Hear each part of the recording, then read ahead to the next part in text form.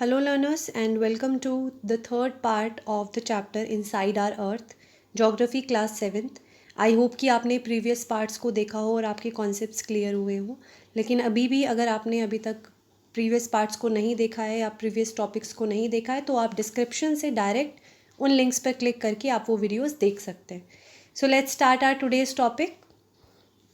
सो आज का जो हमारा टॉपिक है जिससे आज हम अपनी वीडियो की स्टार्टिंग करने जा रहे हैं, that is rock cycle. Okay, so rock cycle समझाने से पहले मैं आपको इससे रिलेट करना चाहूँगी वाटर साइकिल से. वाटर साइकिल आप सभी ने पढ़ा होगा. क्या होता है वाटर साइकिल? एक कंटिन्यूस वाटर का एक साइकिल चलता है अर्थ पे, जिसमें वाटर की फॉर्म्स चेंज होती रहती हैं. कि पहले वो इवेपोरेट होता है वाटर बॉडीज से, ठीक है, फिर वो कंडेंस होता है और वापस से फिर प्रेसिपिटेशन होता है और रेन की फॉर्म में वो वापस अर्थ पे वापस आ जाता है. So this cycle is continuously going on the earth. वो लगातार चलती रहती है. सिमिलरली रॉक साइकिल भी हमारी एक ऐसी ही साइकिल है जिसमें रॉक्स का फॉर्म जो है वो चेंज होता रहता है एक रॉक से दूसरी रॉक में. आई होप कि आपको थोड़ा सा कॉन्सेप्ट क्लियर है. अब इसको हम थोड़ा और डिटेल में समझेंगे कि किस तरीके से रॉक्स की ट्रांसफॉर्मेशन होती है one form to another. Now, first point is one type of rock changes to another type of rock under certain conditions in a cyclic manner. अब एक रॉक दूसरी रॉक में चेंज होती है. जैसे कि मैं आपको वापस से थोड़ा सा रिमाइंड कराना चाहूँगी कि इग्नियस रॉक से किस तरीके से सेडिमेंट्री रॉक्स बनती हैं, ये हमने पढ़ा था. तो आप उसको यहाँ रिलेट कर सकते हैं कि इग्नियस से सेडिमेंट्री रॉक्स बनती हैं और इग्नियस और सेडिमेंट्री रॉक्स में जब हम चेंजेस करते हैं तो हमारी मेटामॉर्फिक रॉक्स बनती है. तो इस तरीके से एक रॉक से एक नई रॉक का फॉर्मेशन हम करते हैं. तो यही चीज़ यहाँ फर्स्ट पॉइंट में दिया गया है कि कुछ कंडीशंस के अंडर जब एक रॉक दूसरे रॉक में चेंज होती है, ये रॉक साइकिल का पार्ट है.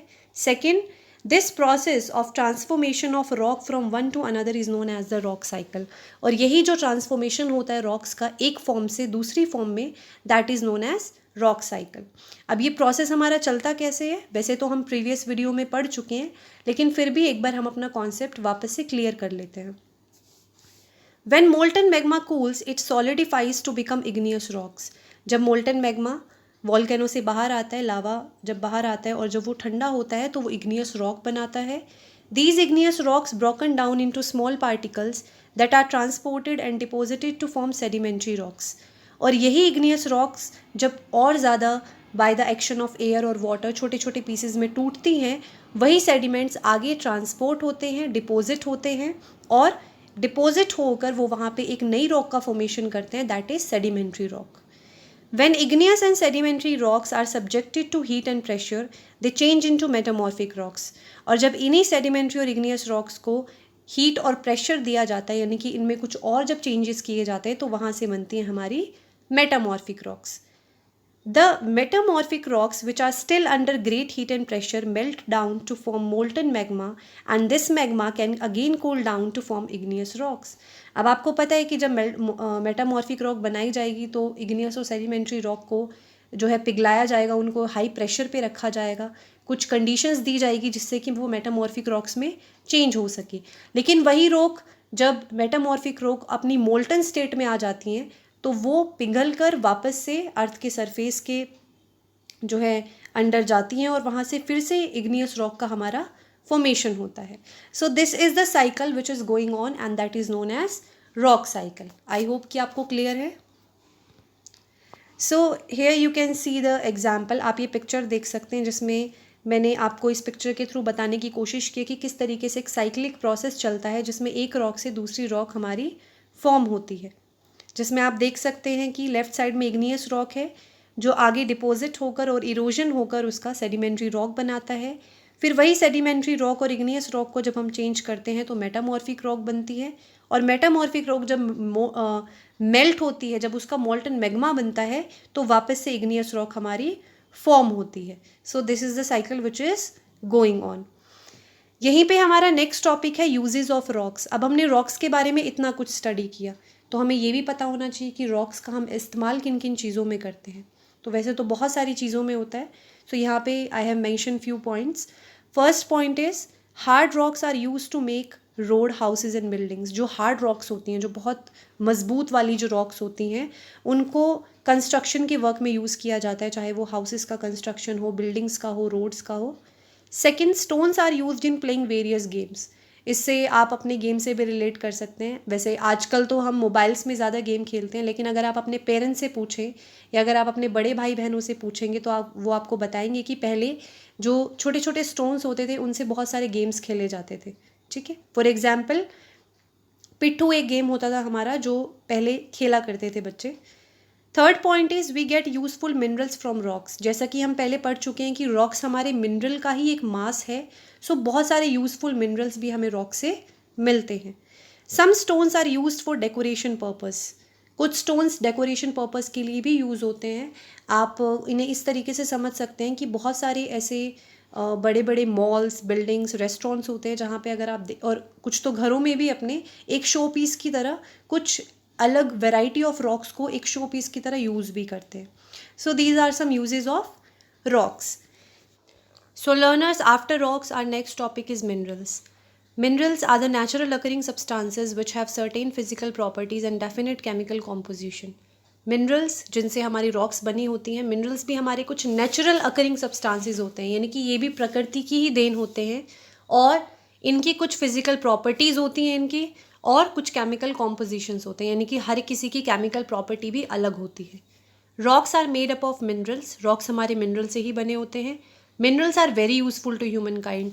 अब अगर आप मिनरल्स का जहाँ पे जिक्र आता है तो आप देखें कि मोस्टली जो मिनरल्स होते हैं वो ह्यूमन काइंड के लिए बहुत इंपॉर्टेंट है। इवन हमारी बॉडी में भी कुछ ऐसे इंपॉर्टेंट मिनरल्स हैं जिनकी ज़रूरत होती है। ठीक है, लाइक कैल्शियम हो गया, आयरन हो गया। So minerals are very important for us. They are used in industries and also used as fuels. Industries में मिनरल्स का बहुत यूज़ होता है। इसके अलावा इनको एज अ फ्यूल भी यूज़ किया जाता है। एज अ फ्यूल कैसे, नीचे आप एग्जाम्पल दे सकते हैं जिसमें मैंने काफ़ी सारे मिनरल्स के एग्जाम्पल दिए हैं, like coal, natural gas, petroleum, uranium, iron, aluminium etcetera. Iron जैसे कि मैंने अभी आपसे जिक्र किया, आयरन हमारी बॉडी को भी रिक्वायर्ड होता है लेकिन बहुत कम मात्रा में। इसके अलावा आयरन हम बहुत सारी चीज़ें बनाने में यूज़ करते हैं, बहुत सारे यूटेंसिल्स बनाने में यूज़ करते हैं। एल्यूमिनियम के बहुत सारे यूटेंसिल्स बनते हैं। ठीक है, नेचुरल गैस जो कि हम एलपीजी की फॉर्म में अपने घर गैस सिलेंडर्स में यूज़ करते हैं। पेट्रोलियम का यूज़ होता है कार्स में, व्हीकल्स में। So these are some uses of minerals. तो अगर आप इस तरीके से देखें तो हमारी लाइफ बिना मिनरल्स एग्जिस्ट ही नहीं कर सकती, क्योंकि अगर हमें सर्वाइव करना है इस अर्थ पे तो उसके लिए मिनरल्स बहुत ही ज़्यादा इंपॉर्टेंट हैं। So learners, these are the uses of minerals. Now let's move to the next topic. That is, कोई specific topic नहीं है। अब आपके बचे हैं कुछ facts जो आपकी chapters में do you know के कॉन्सेप्ट में, डू यू नो के फॉर्मेट में आपको गिवन है, जो कि हमें जानना बहुत ज़रूरी भी है। ठीक है, कुछ आपकी जनरल नॉलेज के लिए आपको ये चीज़ें पता होनी चाहिए, तो कुछ फैक्ट्स भी आपकी बुक में गिवन है। Now first fact is deepest mine in the world. World की सबसे डीपेस्ट माइन कौन सी है? So the deepest mine in the world is Poneng gold mine, that is located in Gauteng province of South Africa, और जो कि 4 kilometre लंबी जो है वो गहराई में है। ठीक है, so this is the deepest mine in the world. Second, centre of the earth. Centre of the अर्थ से क्या मतलब है कि अगर हमें सेंटर में जाना हो बिल्कुल अर्थ के, तो हमें कितना ज़्यादा डीप जो है जाना पड़ सकता है। So to reach to the centre of the earth we have to dig a hole of 6000 kilometre deep on the ocean floor. यानी कि ओशन फ्लोर से हमें 6000 किलोमीटर जब हम गहराई में जाएंगे अंदर, तब जाके हम अर्थ के सेंटर तक पहुंचने की कोशिश कर सकते हैं। सो आप देख सकते हैं कि ओशियन ही कितना गहरा होता है, तो उसकी गहराई से ही अगर हम अंदर जाएंगे और तो वो तो इम्पॉसिबल ही हो जाएगा। ठीक है, सो ये कुछ फैक्ट है। Third one is the crust forms only 1% of the volume of the earth, 84% consists of the mantle and 15% makes the core. Volume यहाँ पे दिया हुआ है अर्थ का कि हर एक लेयर एक पर्टिकुलर परसेंटेज में कंट्रीब्यूट करती है अर्थ के वॉल्यूम पे। सो जिसमें क्रस्ट, क्योंकि हमने पढ़ा था कि क्रस्ट बहुत थिनेस्ट होती है, तो ये सिर्फ 1% जो है वॉल्यूम कंसिस्ट करती है अर्थ का। 84% हमारी मेंटल कंसिस्ट करती है, क्योंकि मेंटल हमारी बाकी 2 लेयर्स के मुकाबले ज़्यादा थिक होती है। और थर्ड 15% हमारी क्रस्ट जो है, सॉरी कोर जो है, वो इनर मोस्ट लेयर वो हमारा कंसिस्ट करती है volume of the earth. Last fact but very very important, radius of the earth. So earth का रेडियस है around 6371 kilometre. So these are some facts. I hope कि आज की वीडियो आपको मज़ेदार लगी हो, क्योंकि आज हमने टॉपिक्स भी कवर किए हैं और कुछ फैक्ट्स को भी जाना है. सो अगर आपको वीडियो पसंद आया है so please like my video और चैनल को सब्सक्राइब ज़रूर कीजिएगा. बहुत सारे व्यूअर्स हैं जो देखते हैं बट वो लाइक नहीं करते हैं. सो उससे मुझे थोड़ा मोटिवेशन मिलेगा. सो बी श्योर कि आप मेरी वीडियो को लाइक ज़रूर करें अगर आपको पसंद आती है तो, और चैनल को भी ज़रूर सब्सक्राइब करें. So thank you so much for watching.